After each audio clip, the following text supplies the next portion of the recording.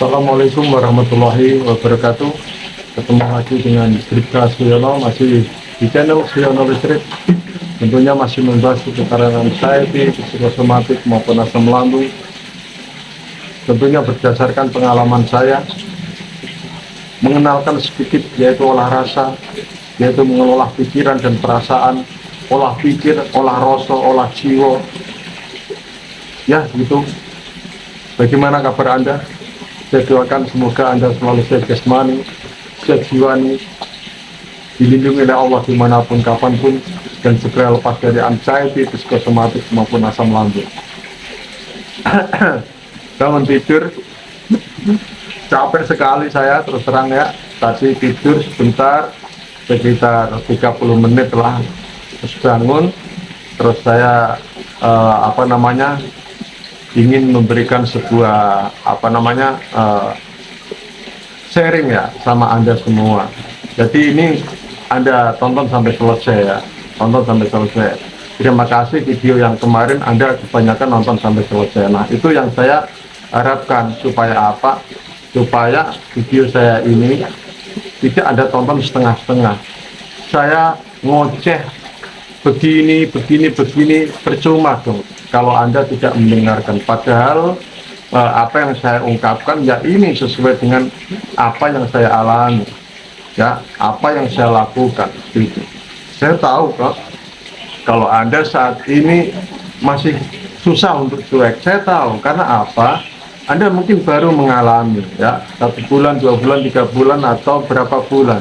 Jadi merasa yaitu kayak terkejut, istilahnya dulu badan Anda enak sekali begini-begini, sekarang kok begini. Nah Anda terkejut ya, jadi ya itu nggak apa-apa, karena dalam waktu kita kalau menderita ini, misalkan 1 bulan pertama atau 1 minggu pertama, 1 bulan pertama itu rasanya ya gimana itu sudah nggak karuan ya, bahkan sampai 5 bulan aja itu sudah nggak karuan rasanya. Pokoknya ya nano-nano lah, 1001 sensasi itu saya yakin Anda rasakan, saya paham. Karena apa? Ini bukan sekedar asam lambung saja ya.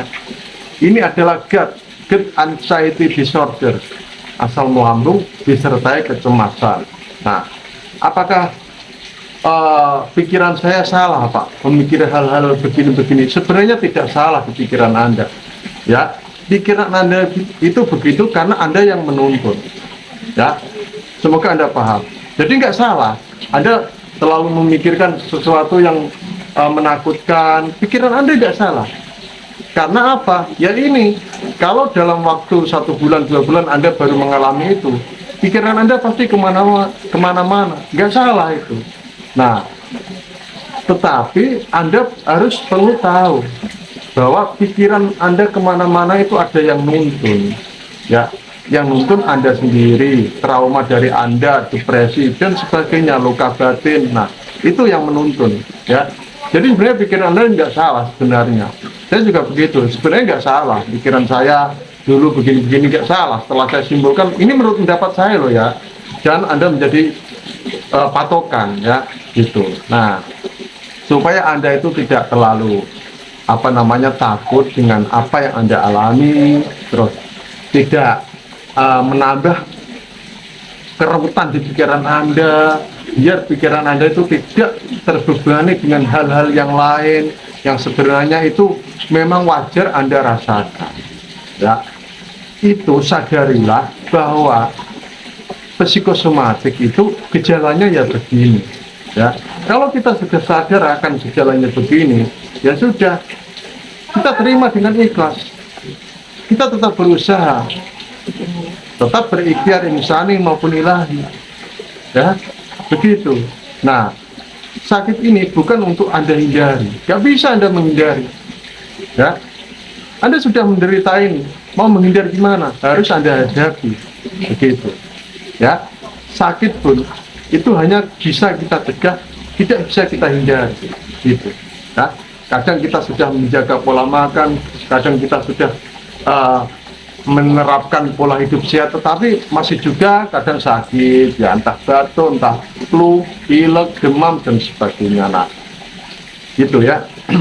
Jadi kalau Anda sudah tahu itu, maka Anda jangan memperparah keadaan Anda, memperparah keribetan atau kerutan di pikiran Anda, beban-beban yang tidak perlu. Gitu. Nah, ini adalah sesuai dengan apa yang saya lakukan dulu ya, sehingga saya itu makin terpuruk, makin nggak karuan, pikiran makin kacau. Itu sebenarnya saya ada suatu pola yang salah di diri saya dalam kehidupan saya. Sudah tahu saya mengalami itu, masih saja melakukan hal-hal yang nanti akan saya sebutkan ya. Jadi yang memperparah keadaan saya itu dulu adalah yang pertama, sebenarnya banyak ya, ini yang penting-penting saja ya. Nah, yang memperparah keadaan saya dulu itu adalah yang pertama adalah terlalu mengamati perubahan di badan ya. Saya itu terlalu mengamati perubahan di badan, misalnya dari kepala dulu ya. Loh, rambut saya kok jadi banyak yang putih? Ya wajar lah, sudah bertambah umur. Loh, rambut saya kok banyak yang rontok? Ya wajar lah, tiap hari mikir panas kepala itu, rontok rambut ya, botak kayak gini gitu. Tapi yang perlu Anda perhatikan, apakah rambut Anda habis? Enggak kan gitu. Jadi ya, saya dulu itu selalu memikirkan, yaitu di rambut, mulai di rambut itu rontok aja sudah mikirnya udah nggak karuan. Wah, jangan rambut memutih aja udah jangan. Terus turun lagi kemana, misalnya mata, loh kantung mata saya kok tambah besar ya, ini kenapa ya? Nah, itu pasti Anda begitu ya, kantong mata Anda besar itu mungkin Anda kurang tidur, terus banyak main HP gitu ya, itu.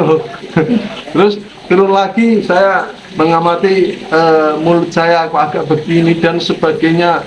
Terus saya turun lagi mengamati leher saya, loh kok banyak pada benjolan ini ya, emang dari dulu ada benjolan. Saya mengamati lagi, loh kok begini. Terus turun lagi, saya mengamati payudara saya. Kok payudara saya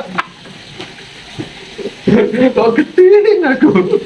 Terus saya mengamati, dada saya kok begini, kok besar sebelah, kok putingnya makin kecil, dan sebagainya.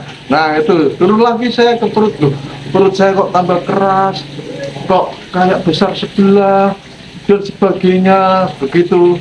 Terus turun lagi ke bawah, burung saya kok nggak ada.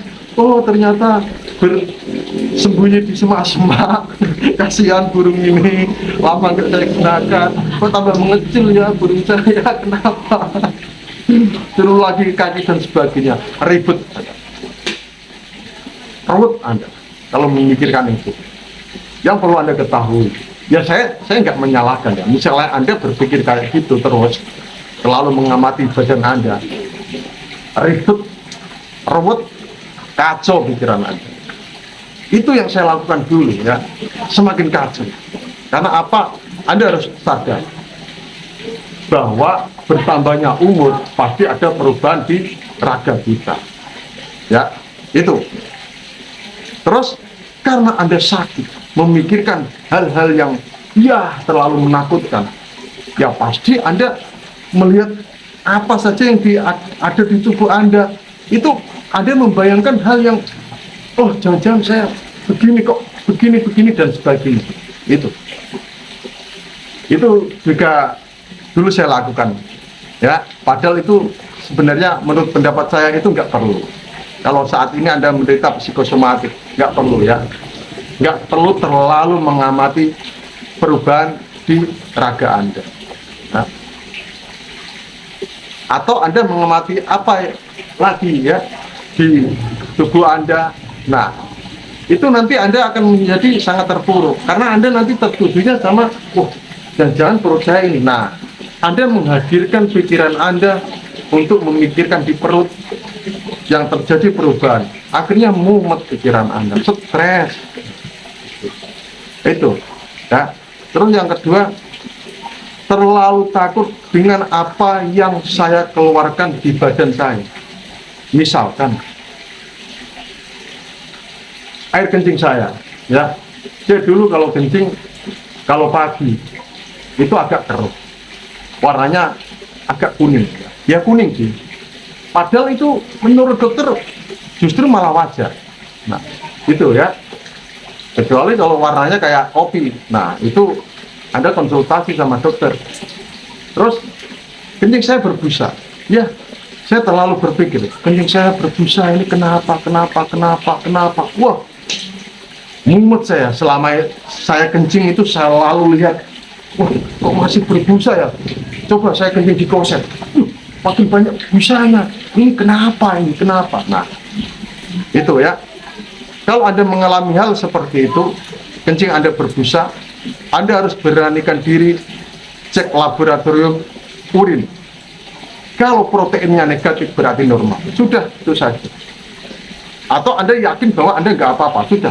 Kalau dulu saya kebetulan di kesatuan saya itu tiap 6 bulan itu ada medical check up gitu. Nah, itu. Terus BAB Anda mungkin encer, mungkin padat, warnanya mungkin beda. Nah, sadari kalau Anda menderita asam lambung, menderita psikosomatik ya, psikosomatik lah. Sadari bahwa metabolisme di tubuh Anda saat ini itu memang kurang normal. Ya, belum normal. Gitu. Kan? Misalkan Anda BAB padat, warnanya ini, Anda terlalu bingung, akhirnya browsing di internet dan sebagainya. Nah, itu akan menjadi kacau Anda. Lebih baik Anda tanyakan pada ahlinya, gitu, ya. Itu. Terus yang ketiga, saya sering memegang denyut nadi saya. Ini, saya di kamar itu jam dinding saya taruh di depan saya, tiap hari ini. Saya memegang nadi saya ini. Nah, saya cocokkan dengan detik, ya, detikan jam itu, jarum jam itu. Saya pegang terus, kok 100 ya? Dalam 1 menit ya? Loh, kok 80 ya? Dalam 1 menit ya? Loh, kok cuma 50 ya? Dalam 1 menit ya? Ini ada apa ya? Kok begini? Kacau, ya. Ingat bahwa denyut jantung Anda itu sebenarnya normal. Karena Anda terlalu cemas, otomatis denyut jantung ini juga bergerak dengan cepat. Karena jantung itu nggak bisa dibohongi. Begini, Anda berbohong, Anda takut, dan sebagainya, pasti ada denyutan yang nggak wajar di jantung Anda. Mungkin bertambah cepat, gitu. Ya, itu yang perlu Anda sadar. Jadi jangan lakukan itu lagi. Saya juga nggak mau melakukan itu lagi. Ya, dulu saya sering begitu. Terus saya menyadari bahwa ya akhirnya saya ya itulah biarin aja lah ya begitu. Terus yang keempat, saya itu tiap hari itu tensi. Padahal saya itu takut dengan alat tensi. Tapi saya tetap kepo. Saya intensi. Padahal setelah tensi itu misalnya tensi saya tinggi, wah, saya makin takut. Nah, itu menjadi hambatan tersendiri. Akhirnya pikiran saya tertujunya sama tensi, wah, hipertensi dan sebagainya, jantung, stroke dan sebagainya. Nah, mikirnya kan kemana-mana, gitu. Ya. Terus yang kelima, saya selalu disibukkan dengan mitos, sesuatu yang dianggap mitos. Misalkan burung kedasi yang bunyinya nah, burung itu sudah menjadi mitos bahwa burung itu katanya kalau ada bunyi burung itu akan ada orang meninggal. Karena ini sudah menjadi mitos, akhirnya Anda juga disibukkan kalau mendengar burung itu, akhirnya pikiran Anda tertujunya sama mitos itu. Nah, itu ya, semoga Anda paham ya. Jadi burung kedasi, burung gagak, burung apa, burung suami Anda, ya, itu adalah mitos. Ini menurut pengalaman saya, ya, mitos. Terus apa ada ketentuan bahwa kalau burung ini bunyi ada orang meninggal? Itu kan dari orang-orang dulu, pas kebetulan aja pas ada burung itu ada orang meninggal, kan gitu kan. Nah, Itu mitos. Atau mitos-mitos yang lain, cicak, terus di rumah Anda ada masuk kupu-kupu atau apa. Nah, jangan disibukkan dengan hal-hal itu ya. Gitu. Nanti Anda tambah mumet, tambah ruwet gitu. Terus yang keenam, terlalu disibukkan dengan mimpi. Nah, ini kalau Anda mengalami kecemasan, ya, asam lambung sudah disertai kecemasan, saya yakin kok mimpi Anda kebanyakan buruk. Nah, mimpi buruk ini berasal dari mana? Mimpi buruk ini berasal dari apa yang Anda pikirkan sebelum Anda tidur. Ya, atau saat ini Anda alami suatu penyakit ini dan ini, memikirkan ini, akhirnya terbawa mimpi dan akhirnya menjadi mimpi, yaitu mimpi buruk. Nah, kalau Anda mimpi buruk itu, sadarilah bahwa mimpi itu yang menghadirkan adalah Anda sendiri, ya. Pikiran Anda tertujunya sama sensasi aja, jadi ya mimpinya mimpi buruk gitu ya. Jangan Anda ramal, nggak usah ya. Itu.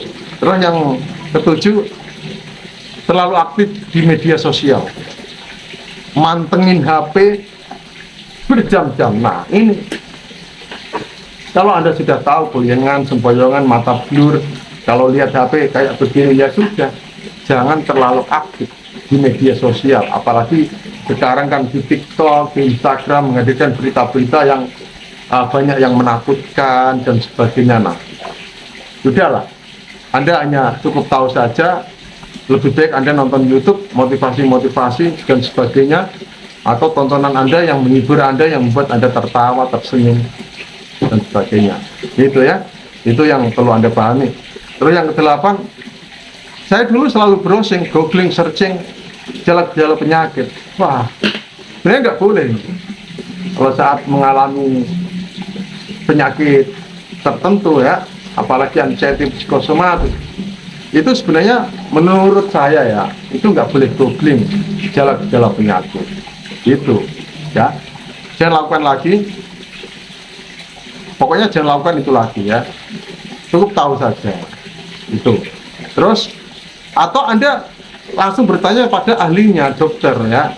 Karena googling itu ya ada sumber yang jelas, ada yang tidak jelas. Walaupun itu jelas, tetapi itu juga merupakan sugesti apa yang Anda baca. Kalau Anda membacanya terlalu menakutkan, ya sudah, pikiran Anda kacau. Ya, terus disibukkan dengan misalnya kedutan, nyeri sendi, terus dan sebagainya. Ya, kedutan, nyeri sendi itu kebanyakan dirasakan oleh penderita psikosomatik, identik dengan nyeri sendi, kedutan dan sebagainya. Dan Anda harus sadari itu, bahwa psikosomatik gejalanya ya itu ya, itu. Terus yang selanjutnya, terlalu larut dengan sensasi yang ada di lambung. Nah, ini saya dulu itu tertujunya sama lambung aja, tanpa saya berpikir bahwa pikiran saya ini juga yang bisa membuat lambung saya bermasalah. Itu bukan hanya apa yang saya makan saja yang membuat lambung saya bermasalah. Apa yang saya pikirkan ternyata juga bisa membuat lambung saya bermasalah. Karena apa? Lambung itu adalah otak kedua manusia. Jadi sadari itu. Terus yang selanjutnya, saya terlalu sibuk memikirkan perkataan orang. Misalkan, John, kenapa sekarang kamu tambah kurus? Kamu kok pucat kenapa? Terus sekarang kamu kok begini kenapa? Itu saya pikirkan terus sampai saya tidur itu masih memikirkan perkataan orang itu, atau perkataan yang lain lah yang menyakitkan hati.